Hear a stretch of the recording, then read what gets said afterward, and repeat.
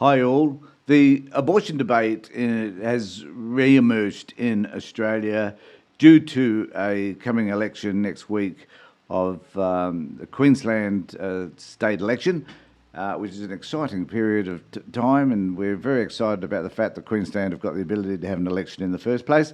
But nevertheless, they are, and the debate around abortion has re-emerged as an issue.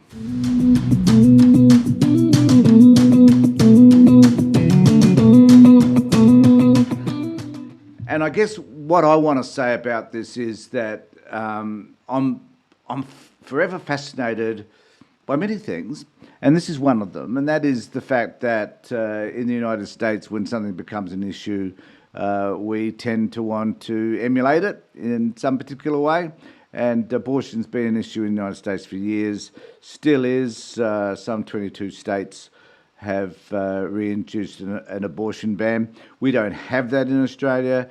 It was dispensed with some years back. Each state has declared that a woman has the right to have an abortion up to the 22nd week, after which, if they need to have an abortion, they can get a couple of medicos to decide as to the viability of either the child or the mother, and an abortion could take place then.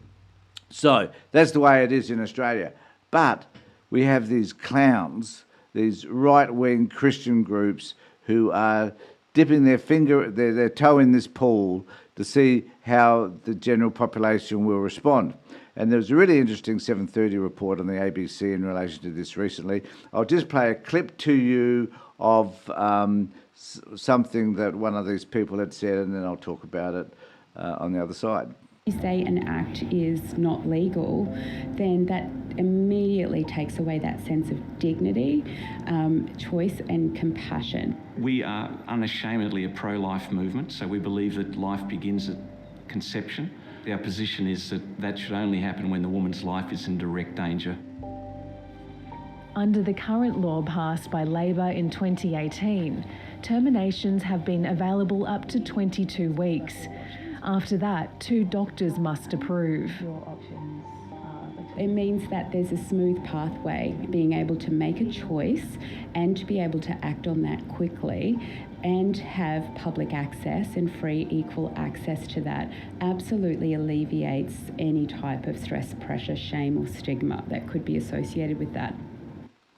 To me, that just makes sense. And one of the issues that continually annoys and frustrates me is why politicians, mainly men, have to decide what is in the best interest of women.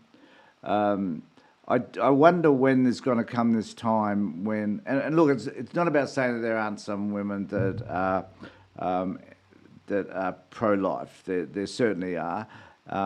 But it seems to me that the majority of the conversation takes place amongst men in relation to this. And the Liberal Party in Queensland have been reluctant to be able to say definitively, I think, where they stand on this particular issue. And the way they move it along is by simply saying that issues such as this is a conscience vote.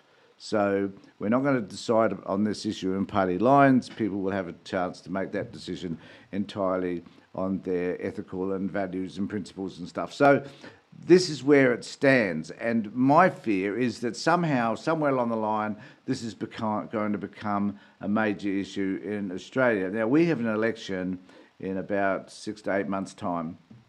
And that if this becomes an issue for us, then it is sad, because it will distract from other important issues such as housing, homelessness, drug and alcohol use, child abuse, a whole host of other issues that I think are important to us and which need to be discussed. Our energy crisis is certainly one of those.